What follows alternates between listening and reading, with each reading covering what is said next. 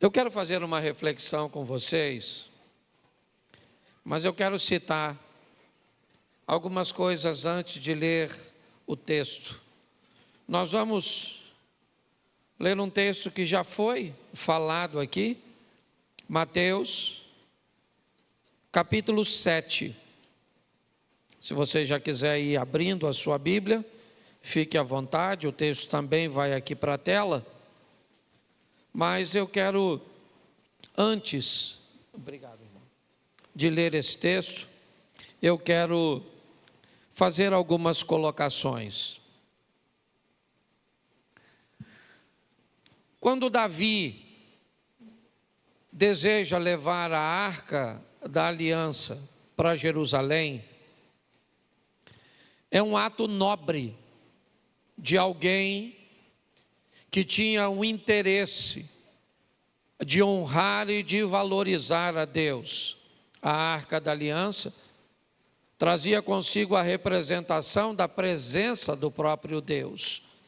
O zelo cujo qual Davi tinha era muito grande. Ele mandou fazer uma grande festa.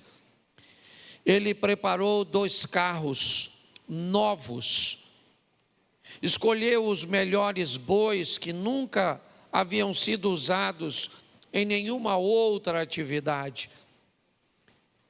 Preparou toda aquela estrutura, colocou a arca em cima daquele carro de bois, colocou homens para aguardar a arca, supervisionar aquela transição da casa de Obed-Edom até Jerusalém.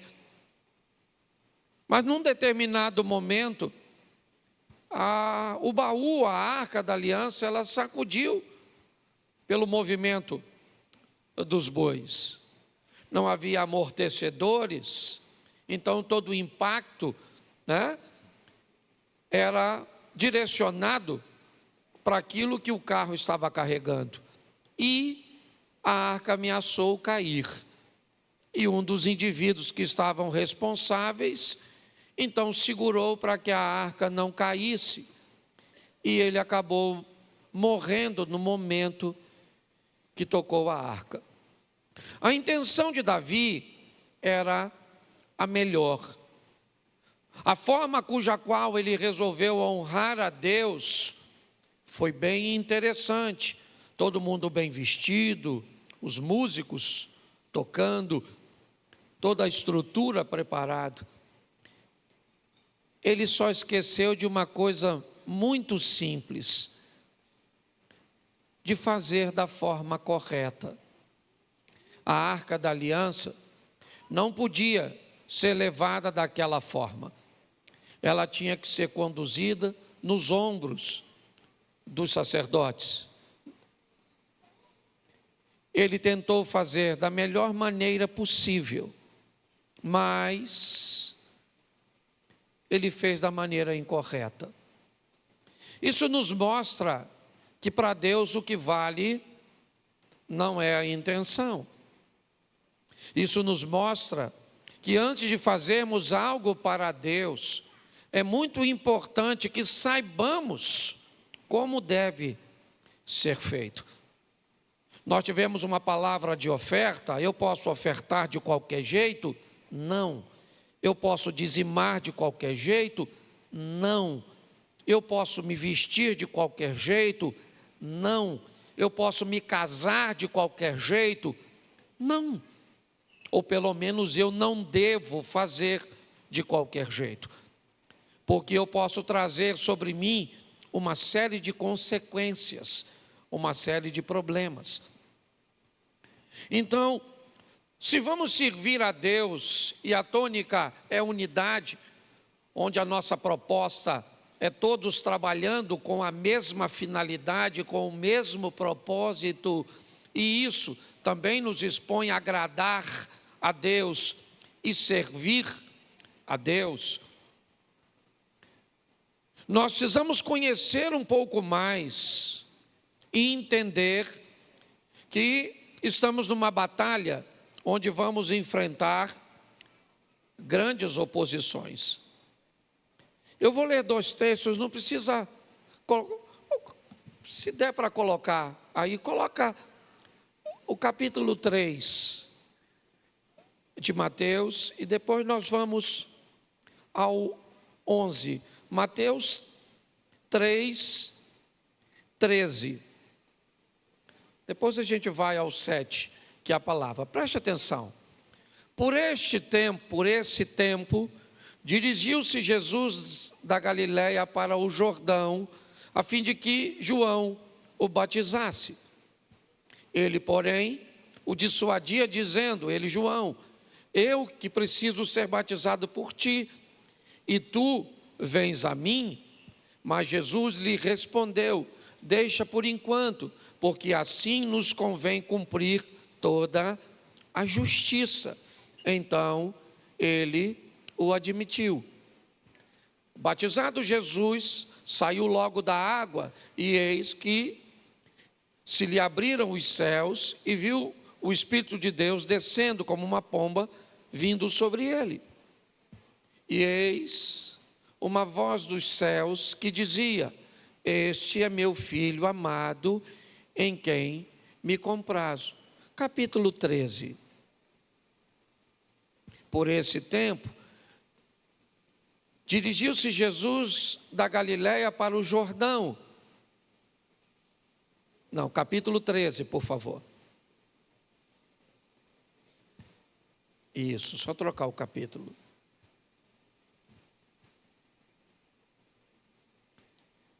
Eu preciso te mostrar isso antes. Tá, deixa eu colocar aqui.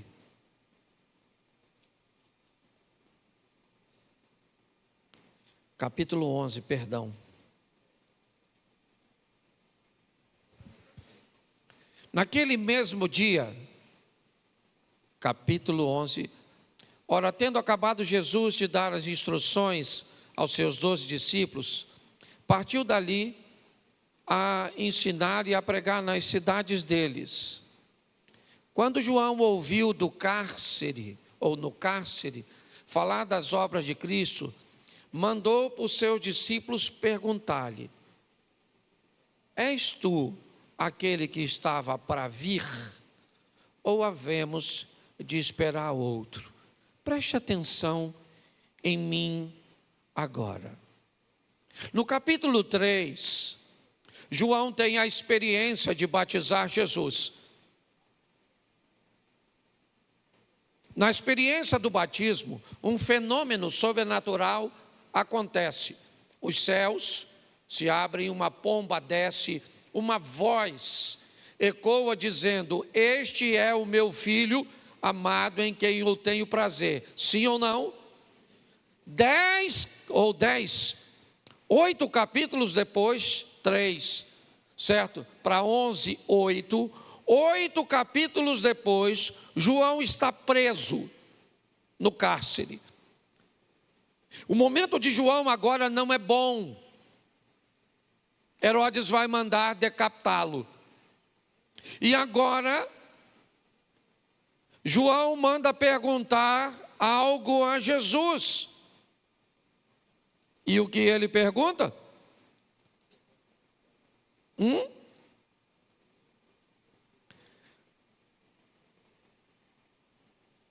Ele é o Messias mesmo? Ou nós devemos esperar outro?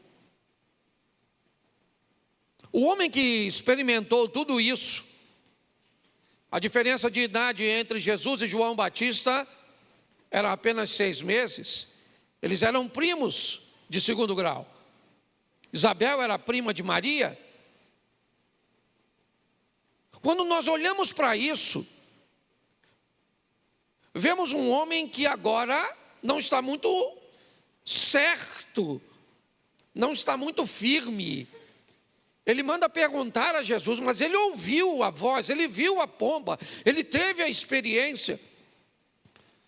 Mas o momento dele agora não é bom. E ele quer saber se Jesus é o Messias mesmo. Porque me parece que o evangelho e a vida cristã não é para qualquer um. Me parece que a caminhada cristã não é uma prova de velocidade, é uma prova de resistência. Eu preciso estar preparado para hoje viver momentos bons e acreditar que Ele é Deus, mas amanhã viver momentos ruins e isso não mudar minha ótica a respeito dEle. Se eu estou vencendo, Ele é Deus; se eu estou perdendo, Ele é Deus; se eu estou feliz, Ele é Deus; se eu estou chorando, Ele é Deus; se o meu casamento vai muito bem, Ele é Deus; se não vai, Ele é Deus do mesmo jeito. Porque minhas perdas particulares não podem mudar a minha ótica a respeito de Deus. E eu estou falando nada mais, nada menos que de João Batista. Se ele viveu momentos assim, que dirá a nós em alguns momentos, e talvez hoje, seu momento não seja bom, as coisas não estejam tão favoráveis para você. Então o evangelho é algo firme, forte.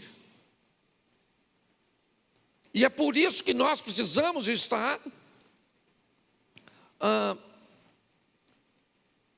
unidos com Deus, porque nós vamos viver muitos desafios. Eu achei bem interessante o texto lido pelo Robson, porque é nele que eu vou pregar. Você já ouviu aqui que o capítulo 5, 6 e 7 de Mateus é o texto das bem-aventuranças, é o sermão da montanha.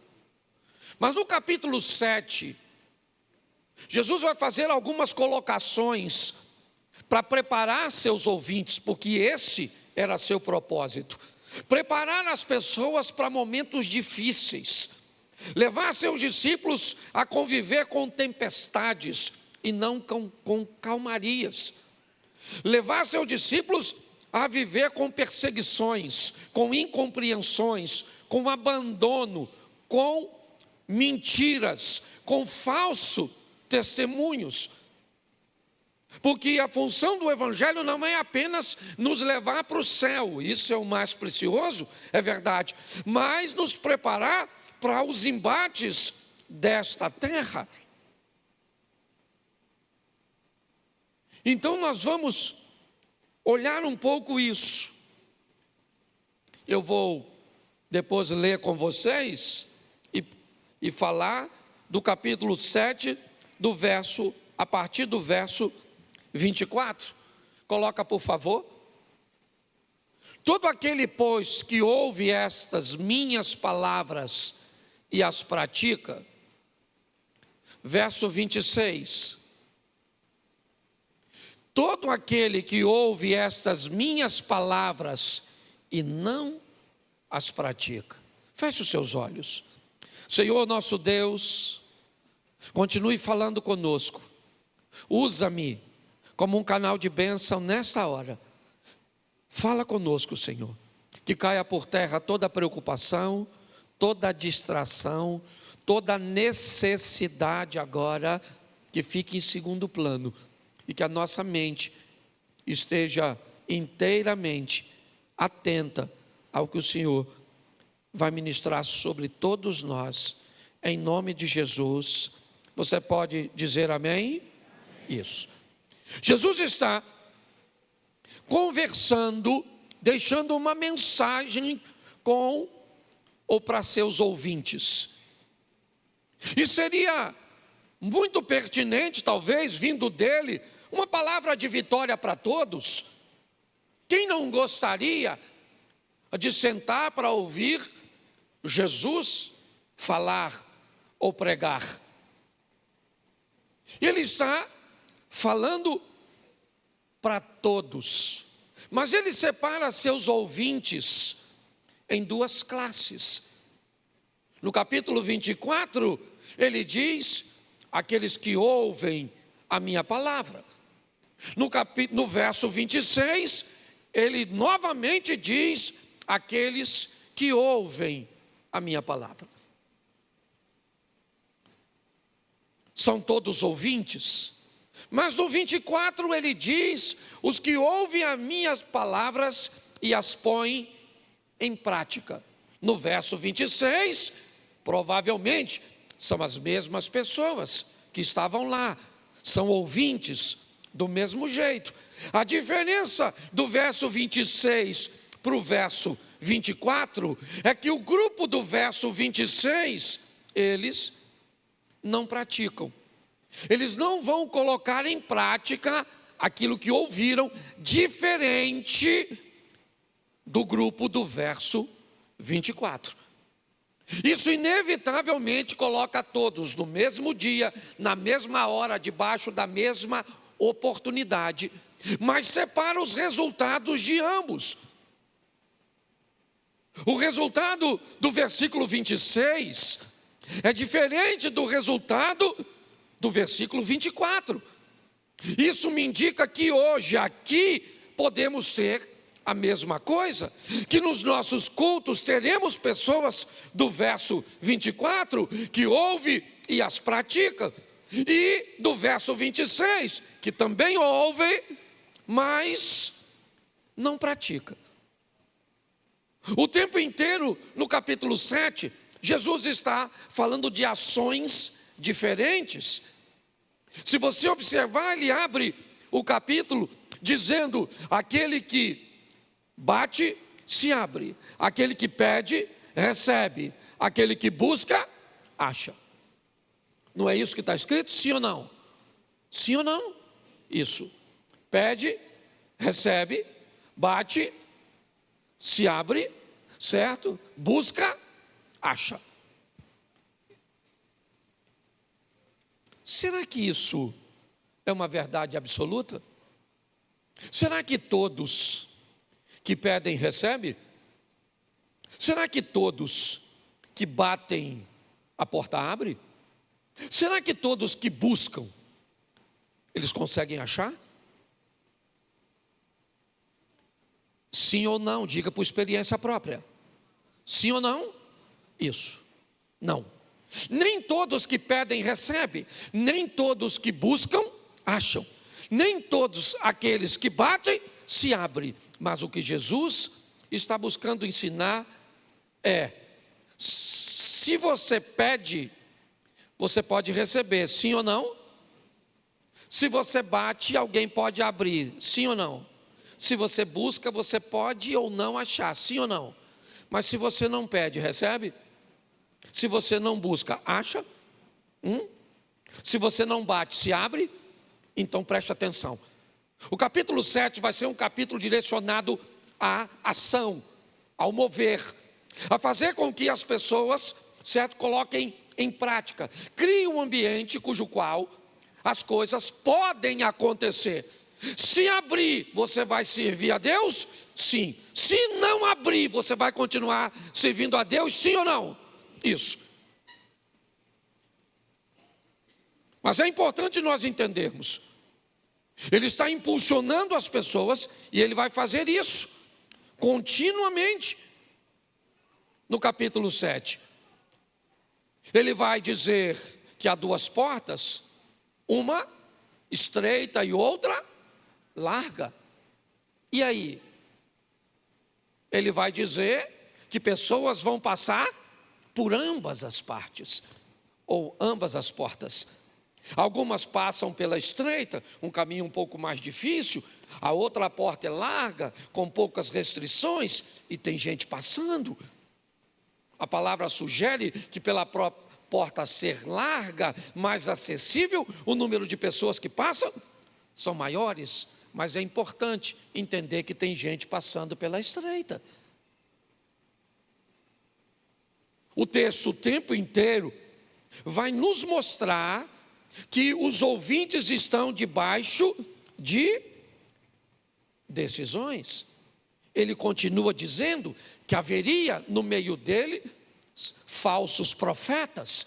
Se tem falsos profetas, tem profetas verdadeiros e sérios. Algumas pessoas vão ouvir os falsos, outras vão ouvir os verdadeiros, tá certo? E quem é que decide se vai ouvir ou não? Sempre é o ouvinte. Jogar toda a carga de sua necessidade sobre Deus é um equívoco, é errôneo. Isso não é verdadeiro, isso é uma promessa de tolo, dizer que todos vão vencer. O certo é dizer que todos podem vencer. Sim ou não?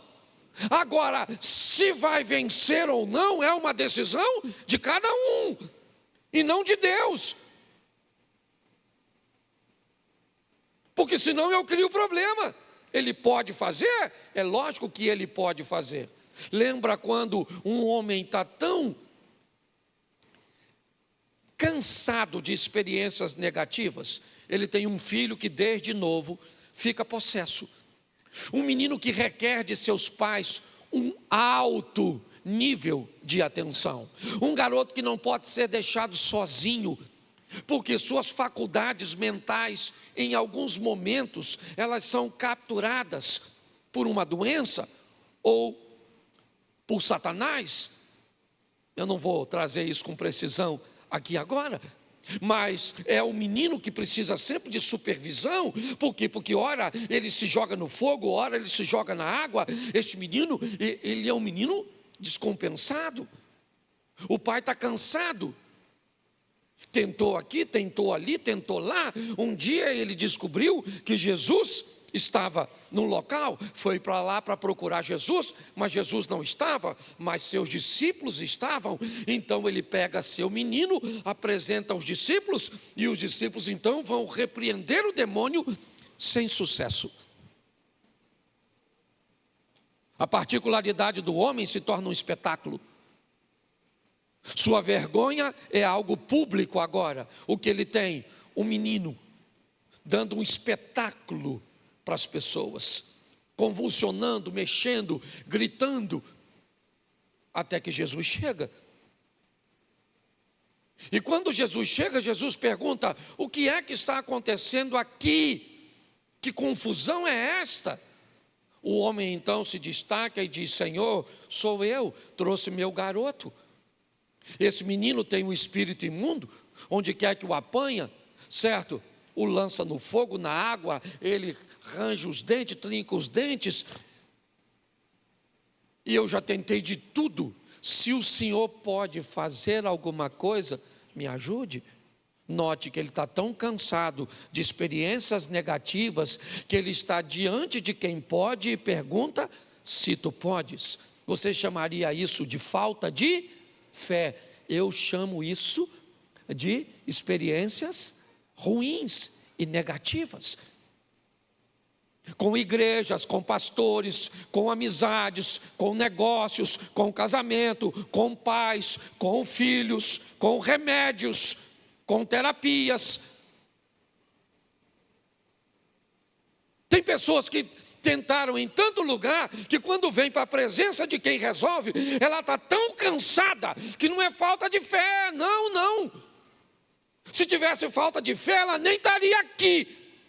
Reuniu apenas o que sobrou e disse: eu vou para lá sem vontade, eu vou para lá sem jantar, eu vou para lá sem tomar banho, mas eu vou para lá porque eu ainda acredito que Deus pode fazer algo por mim. Olhe bem, quando ele diz: se o Senhor pode fazer alguma coisa por mim, Jesus olha para ele e diz o quê? Eu posso? Sim ou não? O que você acha? O que ele disse? Me ajude aí, mesmo você que não conhece o texto. Você acha que diante de tudo isso, Jesus disse: claro, meu filho, eu posso. Quem acha, levanta a mão. Isso. Jesus olhou para ele e falou assim: se você pode crer, tudo é possível que crê. Poxa, gente, o cara já estava lascado.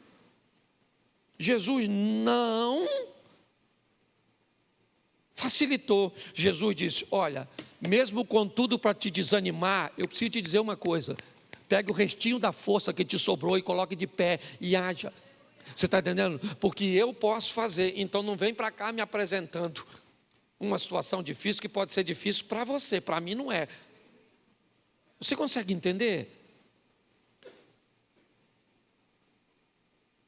Nós precisamos nos fortalecer, entender que a coisa não é tão fácil como nos disseram, e que depende muito mais de nós do que do nosso Deus. Então tem falso profeta, sim ou não? Mas tem profeta verdadeiro. Tem porta larga, sim ou não? Mas tem porta estreita. Tem gente indo pela larga, sim ou não? Mas tem gente aí indo pela estreita? Tem gente batendo? E tem gente que não bate? Tem gente que faz e tem gente que não faz. Você precisa definir que grupo você vai fazer parte. E agora sim eu quero começar a pregar.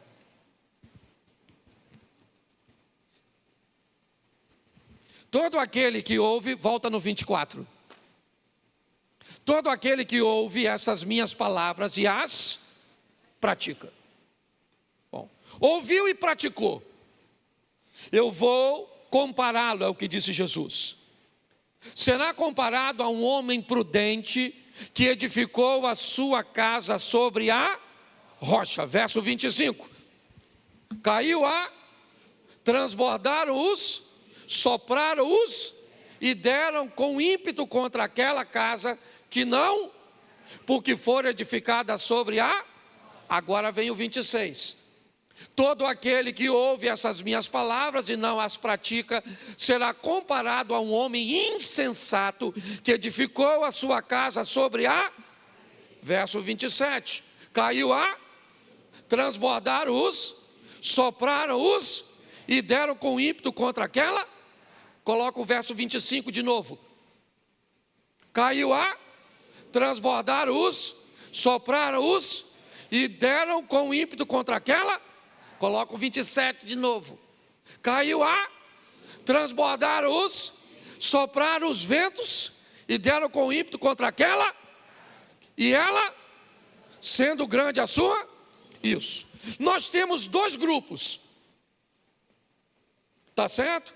Aqueles que vão obedecer, e agora você que obedece e faz tudo certinho, vou te dar uma notícia: não tem luta, não tem chuva, não tem vento, não tem rio, não tem nada, você tem uma vida fácil, porque a obediência deixa você imune. Verdade ou mentira? Isso. Tem chuva para quem obedece? E tem chuva para quem não obedece? E tem rios para quem obedece? Ou torrentes? Tem torrentes para quem não obedece? Tem vento para quem obedece? E tem vento. Eu achava que não tinha. Eu estou falando sério, quando eu comecei eu pensava, se eu botar a minha vida, sabe, fizer tudo certinho, é só aguardar que vai dar tudo certo. Mas não. Aqui diz que a luta que vem para o obediente, vem para o desobediente. Esse dia alguém falou assim comigo: roubaram o carro de fulano. Também? Era macumbeiro, pastor. Eu falei: era, rapaz. Roubaram o carro do macumbeiro. Aí eu parei, porque eu sabia, né? A gente sabe o que a pessoa está. Aí eu parei, ele falou: o que foi, pastor?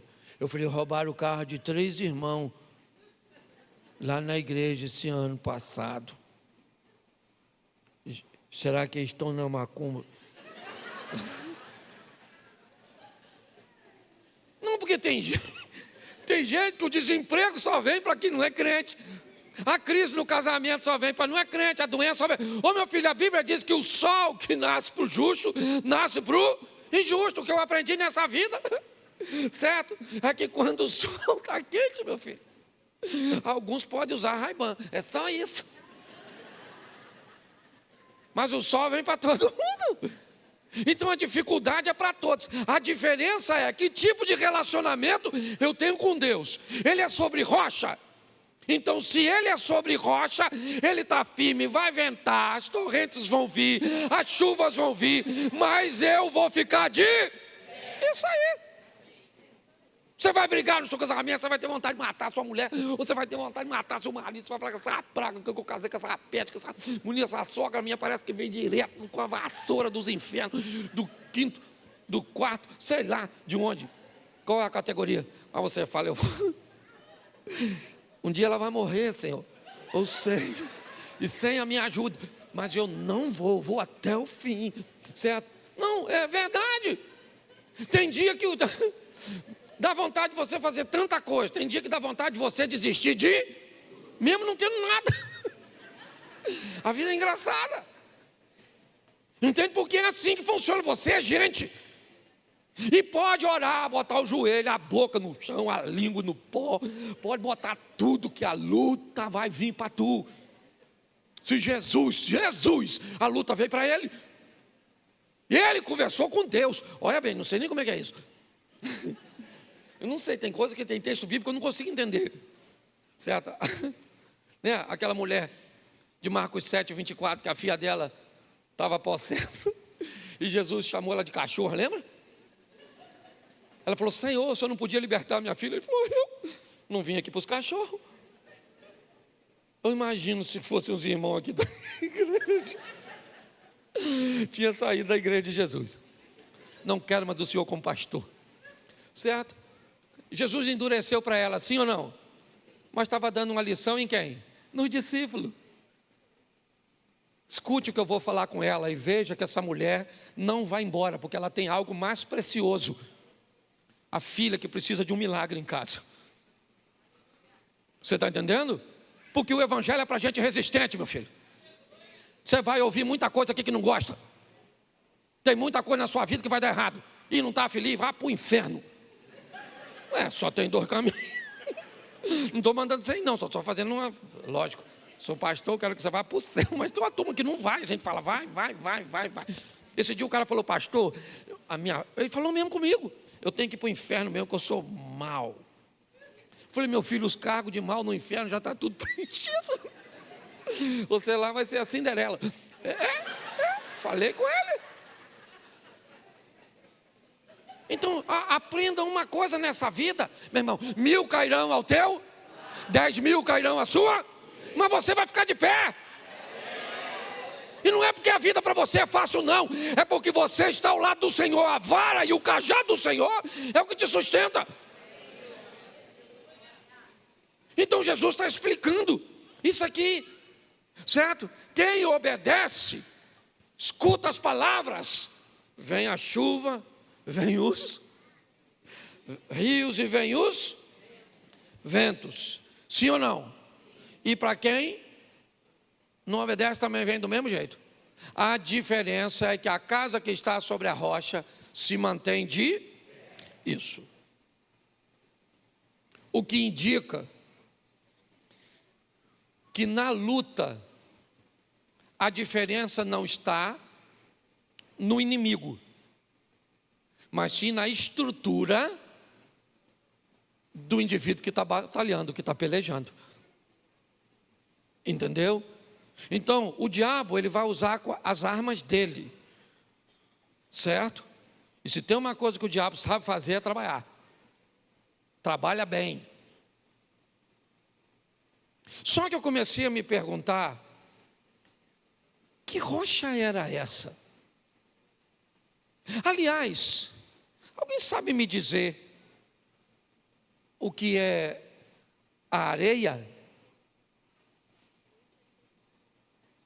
Quando as ondas batem nas rochas, elas tiram das rochas fragmentos. Esses fragmentos minúsculos de rocha formam o quê? Isso. Então preste atenção, quem vai construir sobre o mesmo material. A fé. A diferença é que a fé é sólida, para alguns firme, estruturada, e para outros nem tanto. Ela é fragmentada. Dizer que você está aqui e não tem fé, eu estaria brincando com você. Não pode, todo mundo que está aqui tem fé. A densidade dessa fé que você tem é que talvez não seja tão firme para você parar de fumar, para você parar de beber, para você parar de se prostituir, para você parar de mentir. Talvez a sua fé, a fé que você tenha, ela não seja tão, densa ou intensa, a ponto de que você consiga resultados mais satisfatórios.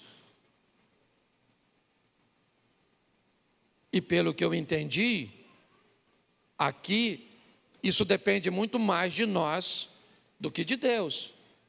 Porque no que depender de Deus eu não vou ganhar. No que depender de Deus eu já ganhei. Amém? Isso. Agora, isso depende de mim. É assim que funciona.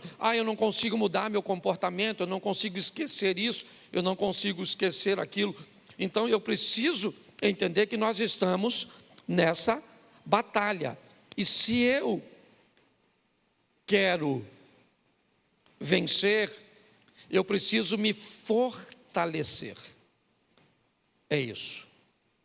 Então a primeira coisa que eu preciso fazer é me preparar para os momentos difíceis, desafiadores, que é onde normalmente é o campo onde Satanás vai usar com mais força para tentar afetar a nossa fé.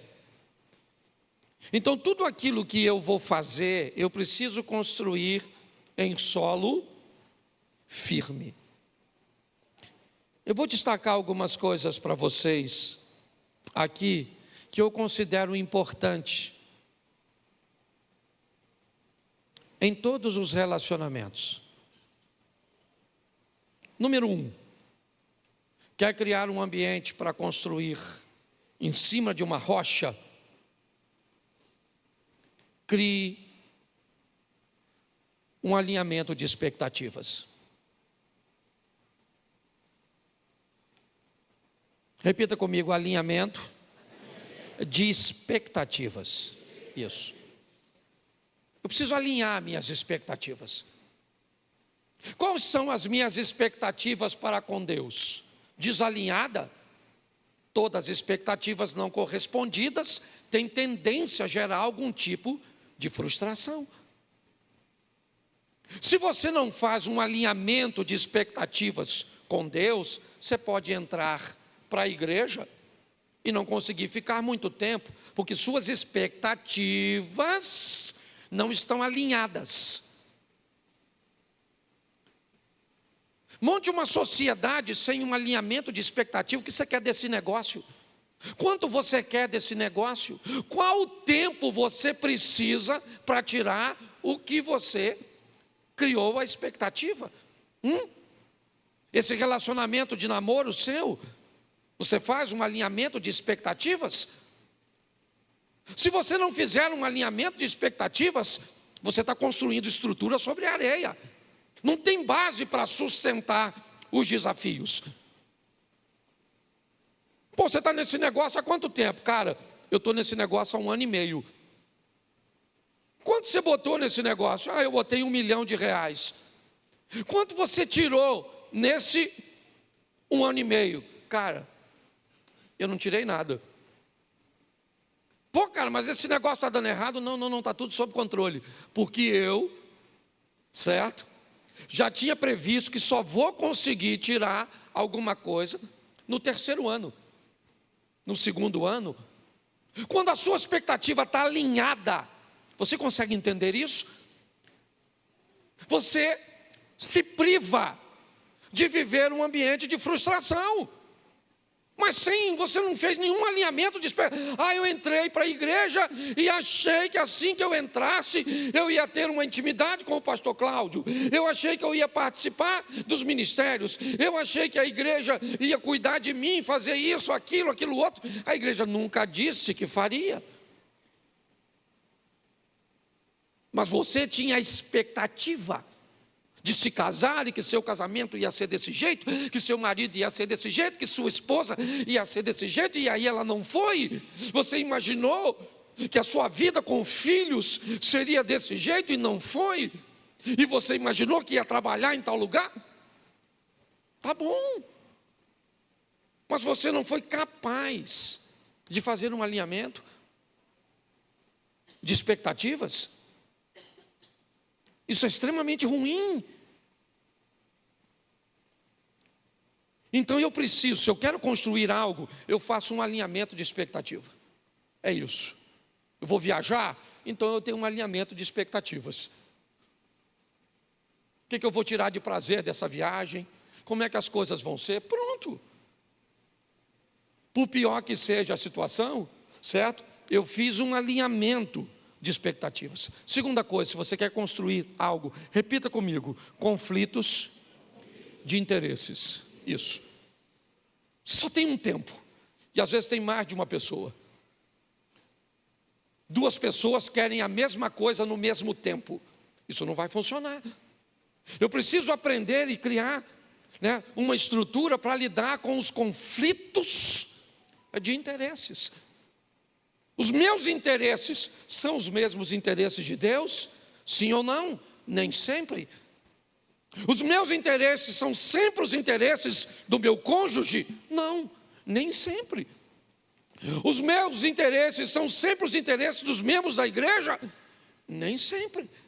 Os meus interesses são os mesmos interesses dos meus vizinhos? Nem sempre. Então, como é que eu sobrevivo a um conflito de interesses?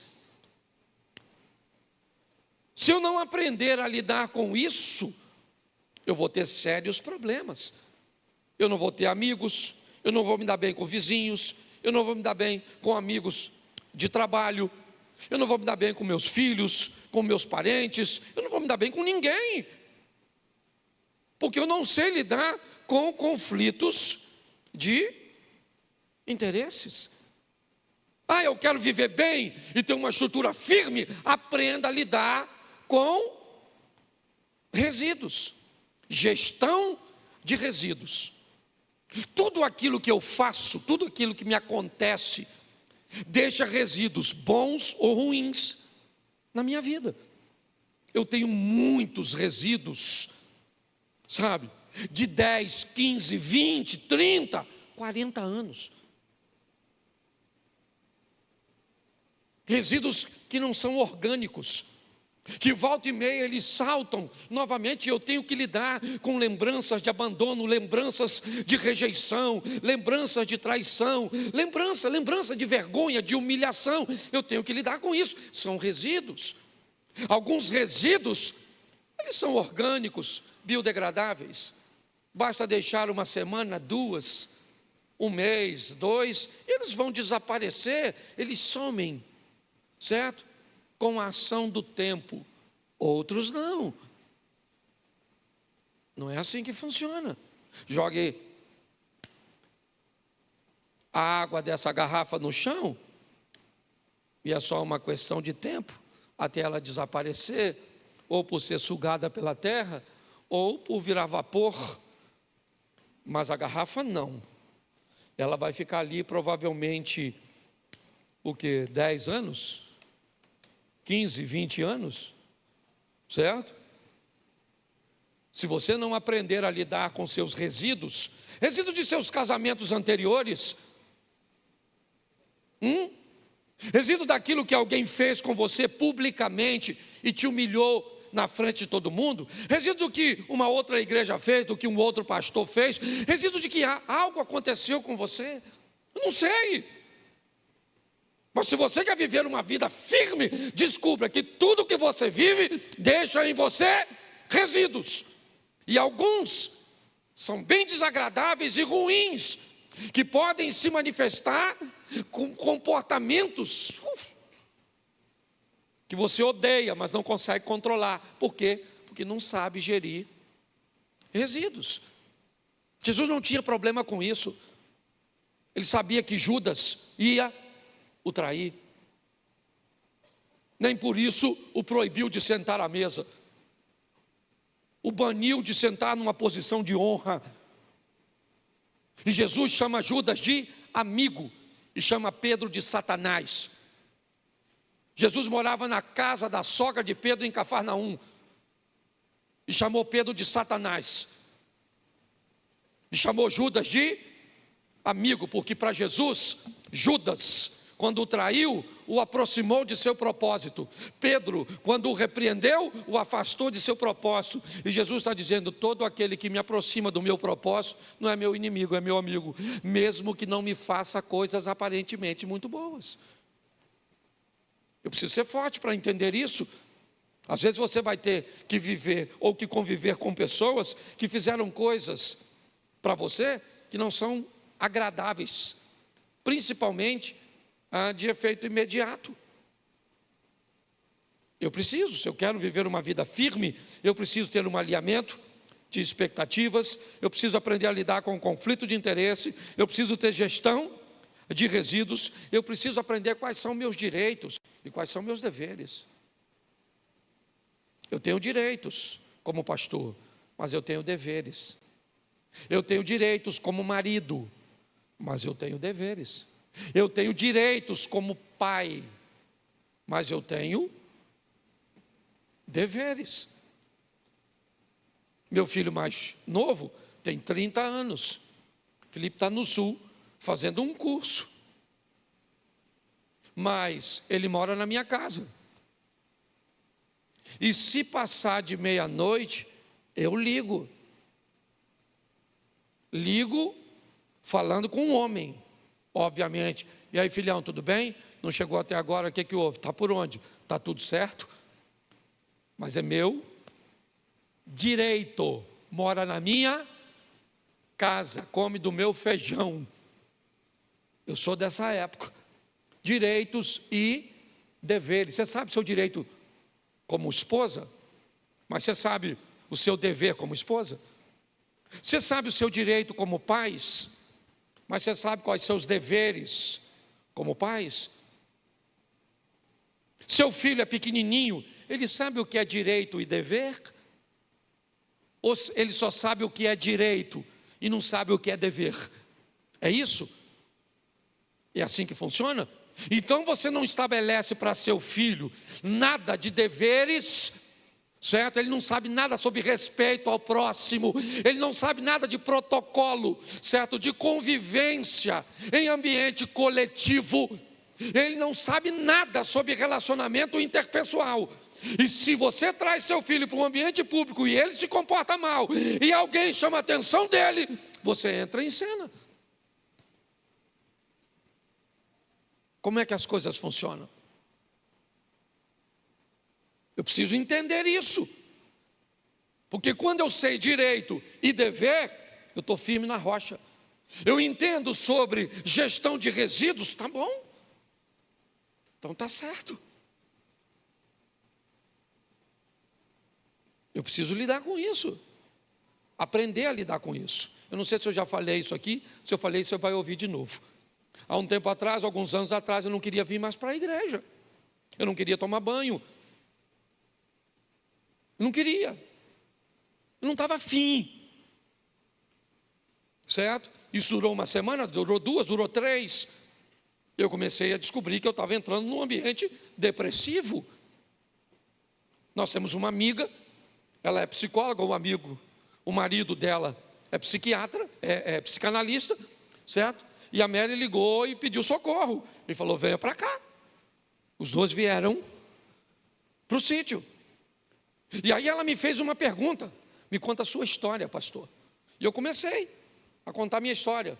Minha mãe ficou grávida com 14 anos, e aquela coisa toda, e aquilo, e eu fui me dado por uma família, eu fui dado para outra, eu fui dado para isso, e vi aquilo todo, e mudava daqui, mudava para lá, mudava. E aí, depois que eu contei minha história toda, ela me disse que eu tinha um problema com abandono, com rejeição. E que agora, como pastor de uma igreja, todas as vezes que alguém saía da igreja, eu sentia, ativava o gatilho do abandono e da rejeição. Quando alguém ia embora, não interessa por que fosse, saía da igreja, eu sentia rejeitado pela pessoa, eu me sentia, então aquela dor vinha. E como é que um pastor, se igreja todo dia chega gente, todo dia vai gente embora, e aí eu descobri que eu tinha um problema com gerenciamento de resíduos, uma coisa lá do meu passado, entendeu? Me fez ter um relacionamento com Deus, principalmente, muito instável. Naquela situação, vocês que lidam com isso, sabem, tem dia que você levanta e quer até morrer. E não pensa que isso é coisa de quem tem demônio, não, porque o profeta Elias não tinha, não, viu? O profeta Elias era assim com Deus, ó. Matou 450 profetas, ainda tinha mais uns 400 de Azera. O cara era fera, matou e pedia para cair fogo do céu. O cara era fantástico. Sabe o que aconteceu? Uma mulher ameaçou ele, falou: amanhã eu mato você, Elias. O cara que matou 450 homens, maluco, chefe de grupo de extermínio,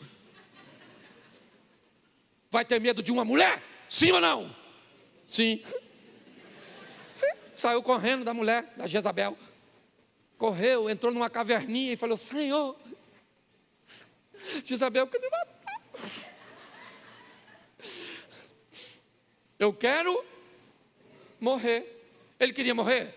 É lógico que não, porque Jezabel estava a fim de matar ele. Se ele quisesse morrer, voltava lá, Jezabel matava, Deus terceirizava o serviço e estava tudo certo. Ele queria morrer, sim ou não? Mas pediu para morrer? Mas queria? Mas pediu? Igual nós. De vez em quando que a vida está ruim, você fala: Senhor, eu podia voltar hoje. O que você está pedindo? Para morrer? Que ele não vai voltar hoje, que ele tem que salvar um montão de gente. Então você não é Mulher Maravilha não, dona. Nem corpo a senhora tem para isso. Tá certo?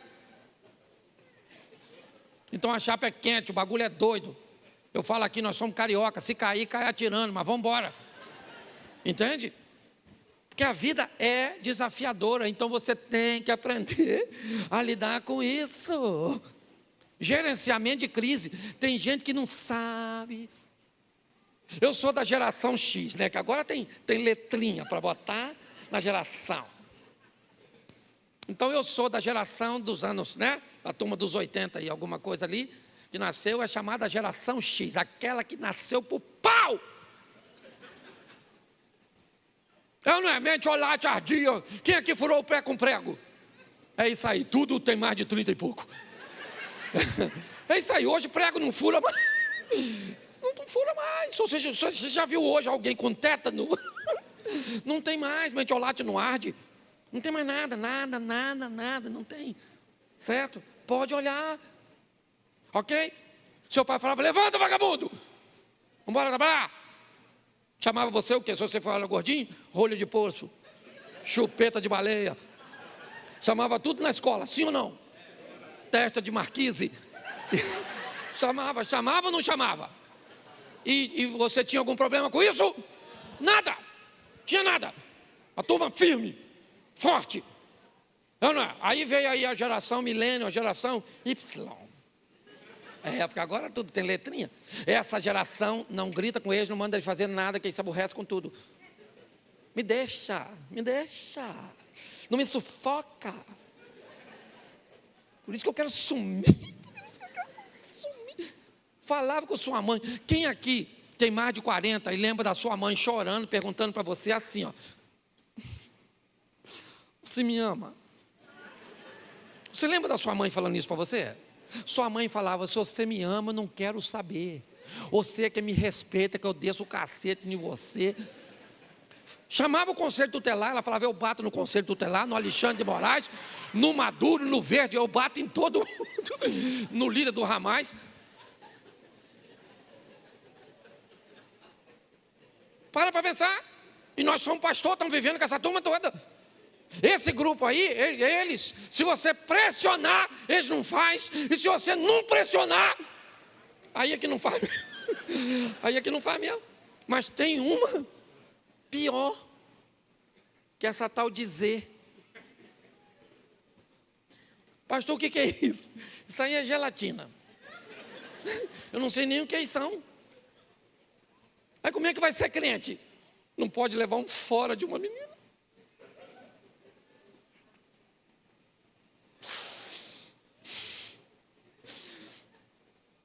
Você tirava um 0, você é da geração X. Se você tirava 0, você era o quê? Burro. Burro, burro, burro, burro, burro. Tirou 0. Burro. Se você é da geração Z e tira 0, e alguém te chama de burro, se você putamento amanhã. Correu. Impossível. Nossa. Não aguenta nada. Aí como é que vai casar?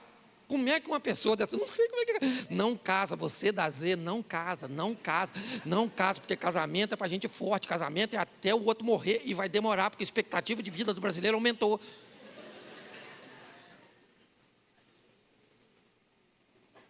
Eu estou falando sério. Um povo fraco, não pode falar nada, não pode nada, não pode nada. Agora maratona, vai ter que ter uma pessoa fortinha, gordinha, correndo maratona. Eu fico pensando o que os quenianos vão fazer da vida, que a única coisa que eles sabem é correr. E não pode mais chegar na frente dos outros, que é humilhação. O futebol acabou, que você der 2 dribles, leva cartão amarelo. Porque o outro, o adversário, se sente ofendido. Nossa, vai para casa. Pelo amor de Deus. Então, se a gente não fizer alguma coisa, esse povo vai para o inferno. E tem lugar, hein? Jesus disse, na casa do meu pai tem muitas moradas, e no inferno também tem uns barraquinhos. Não é morada não, é uns barracos. Você está rindo, mas o assunto é difícil. Então nós temos que preparar a pessoa forte. Cadê o Satanás? Tem gente que diz assim, pastor, não vou nem mais naquela igreja, porque o pastor fica falando no nome do diabo, que o diabo vem. Menino, não precisa chamar não, ele vem, precisa chamar mesmo. Que ele é sem educação. Vem na sua sogra, vem nos seus filhos. Eles vêm tudo. Alguns full time, outros freelance, mas ele vem, tá certo? Então nós precisamos de gente forte. É isso aí, certo? Gente que constrói a casa em cima da... E vem vento, e vem rio, e vem chuva, e vai vir. E quanto mais você resiste, parece que mais forte o troço vem. E você? Você está lá. Lutando. Parece um lutador de MMA. Todo dia. Não sei para você, mas luta comigo, levando de manhã, eles pegam a senha. Parece a frente da casa dos políticos. Fica lá aquele montão de luta para... Então você pensa que eu tenho esse bom humor, assim que é, eu tenho que ter aqui, porque é meu ministério, mas tem dia que eu saio daqui. Nem o diabo tinha farinha, porque tem dia que se o inimigo aparecer lá em casa, é eu que entro nele. Então é difícil, porque agora você está aqui, já você está indo embora, vai dormir sozinho. Nem lembro, mas estou sozinho. Que rapaz? Feche seus olhos e fala, Senhor está aqui comigo, certo? E eu estou firme, e um dia eu vou estar com o Senhor na glória, certo? E eu vou lutar, vou ouvir e colocar em prática. Então está casado? Fica casado. Está solteiro? Casa não. Certo? Estou falando... Hoje eu vim dizendo, eu nem sei se eu tomei meu remédio, eu acabei com a igreja hoje. Você que está visitando, não repara não, viu? Mas gente, um povo muito mole. Não gostei, sabe? O pastor hoje falou comigo assim. Estou noivo, ia casar sábado. Então casa, tem espaço para sofredor. Tem gente que torce para Botafogo, você está entendendo? Então vamos embora. Brinquei aí com o irmão, tá certo? Então, é assim, gente. E vamos embora. Certo? Então vamos ler a Bíblia, vamos orar e vamos preparar para guerra, meu irmão. Posso ouvir um amém da igreja? Amém. Então você fica de pé e fala assim: soldado, vamos para a guerra. É isso aí. Feche seus olhos, pode fechar que ninguém vai pegar nada seu. Se você tiver a fim de ir para o céu, agora mudou, antes tinha uma sala, está ficando tão difícil ir para o céu. Para você ter noção, está ficando tão difícil ir para o céu, que até a sala que era ali para ir para o céu, botaram mais longe, não fui eu não. Agora é atrás aqui, você sai aqui, vira assim à direita, à esquerda, lá no cantinho tem uma porta de vidro, vai ter uma sala climatizada para orar por você. Pastor, eu quero voltar para Jesus, eu quero receber Jesus pela primeira vez, eu quero só saber quais são os horários de culto. Pastor, eu quero saber o dia que o senhor não está pregando para minha filha. Você pode dar um pulinho lá que alguém vai orar por você, tá certo? Agora, se você quer ir para o inferno, manda lembrança para o chifrudo, porque nós não estamos afim de não. Então a sua vitória não depende de Deus e também não depende de Satanás não, viu? Porque ele não vai afrouxar não, ele vai continuar lutando. Agora segura na mão do Senhor, se fortalece nele, na sua palavra, no poder da oração, certo?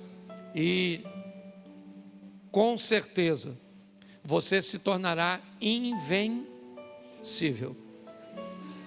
É assim. Feche seus olhos. Pai, muito obrigado por essa noite, que todos nós que ouvimos a mesma coisa, possamos firmar os nossos pés na rocha, numa estrutura inabalável. Sabemos que isso não nos deixará imunes aos ataques, às ciladas do inimigo, mas sabemos que no Senhor nós vamos vencer. Toma os nossos negócios, toma o nosso emprego, toma o nosso casamento, toma os nossos filhos, os nossos netos, os nossos bens, mas mais do que tudo, Senhor, fortalece a nossa fé, que não venhamos nos perder, ó Deus, e jamais desistirmos. Não somos daqueles que retrocedem, somos daqueles que vão adiante para a conservação da alma. Continua conosco, Senhor, nessa caminhada. Leva-nos aos nossos lares, guardado por tuas boas mãos poderosas. Que o grande amor de Deus, o nosso Pai, a graça de nosso Senhor e Salvador Jesus Cristo e as doces consolações do Santo Espírito de Deus seja para com todo o povo do Senhor, e todos digam